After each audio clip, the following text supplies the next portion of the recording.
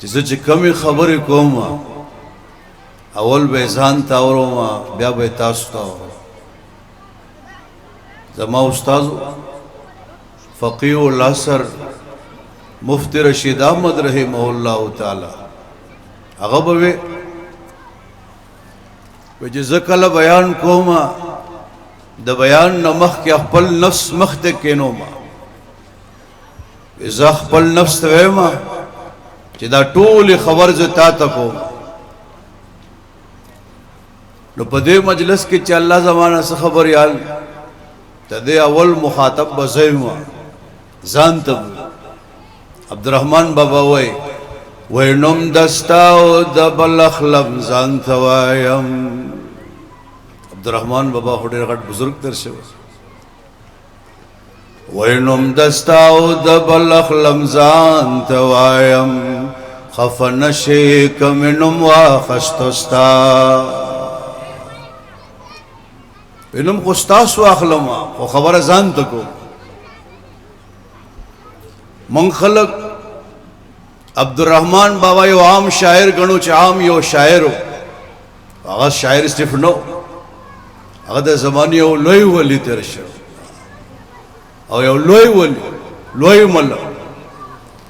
مولانا برجبیگر رحمه الله فرمائی چې 300 کال بعد دغه قبر کولاو شو، زه په خپله تلوم ما دغه چهره وکته، دغه مخ وکتو، دغه زلفې بالکل صحیح سالم دی، غټ ملنګ. الله دې موږ هم ملنګان د لارو ملنګان چې کشکول پلاس کې ډسلی چغې وباسي، هغه په رښتیا ملنګ ځان ته به ملنګ. خپل رور سره پاتې کېدو، هغه رور نوم عزیز خان و. خدای ول دنیا ډیره ورکړو، دغه په فقیر ملنګ پس خبره خفقان راغی، خپل کړه روان کړه روان شو. پلاریو عزیز خان ملاو شو چې عبدالرحمن چرته وې بس وې څه خبره ده څه خبره بابا.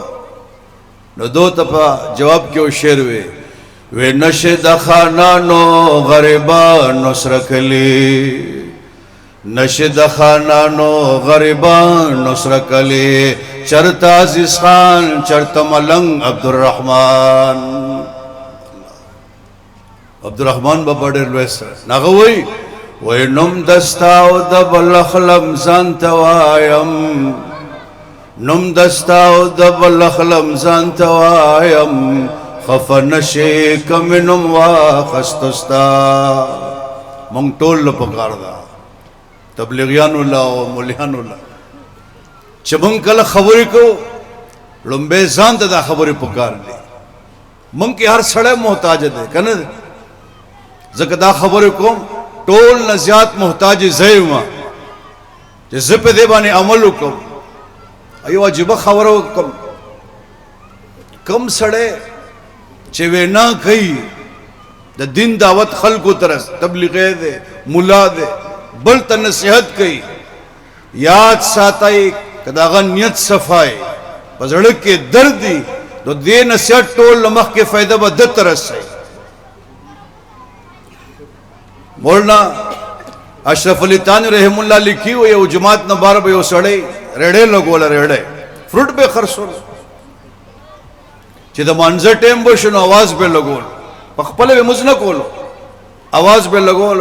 وی د مانځه ټیم دی مانځل راځئ مانځل راځئ، 15 منټه پاتې شو، 10 پاتې شو، 15 پاتې شو، په خپله به مونځ نه کول. لیکن ته دې وینا د برکت نه الله پاک هغه پوخ منځوګر جوړ کړ. وینا دا د فایدې نه خالي نه ده. وذکر فإن الذکرى تنفع المؤمنین. الله فرمایي نصیحت کوي. علما وایي ذکر دا د مضارع نه جوړه شوې ده، دغه تکرار دی. الله وایي وذکر فإن الذکرى تنفع المؤمنین. اے زما محبوبہ صلی اللہ علیہ وسلم بار بار نصیحت کوا، سار مقام نصیحت کوا. فإن الذکرى تنفع المؤمنین. یقینا نصیحت مسلمانانو تا فائدہ رسوی. نصیحت چرته نصیحت کینې پک ځنې وخت کې یو نصیحت کوونکی عام سړی ګیر خړلې موږ او د سیم پابندۍ سره نه تبلیغي جماعت کې تللې داغه خبرې ما اورئ سپته لګې دې نه خبرو باسلې او استاد په زړه کې ولګ کدي څه نه ده او چې عالم درس قرآن درس حدیث خامخا ورته کې نه زما والد محترم کلی نه را رسمن و رواجن خلق منزله کوي مزل لاړ جماعت لومبه ورځې وې د کلی دراتلو جماعت تړ موستن موزه کو او مولوی صاحب قرآن شریف راوستو او درس شروع چا بوله دعوت ورکړي چې تاسو هم کې نه والد صاحب مې کې نه است درس واره نو زما والد صاحب رحم الله به خبره کوله وی قسم دې لوم باندې درس بما کې انقلاب پیدا کو سه انقلاب په خپل قرآن نازله ہوئے بیا مشکات ہوئے ریاض الصالحین ہوئے نور کتابونه خپل په ټول وړو باندې قرآن شریف ہوئے دا یو درس کې د ناس ته برکت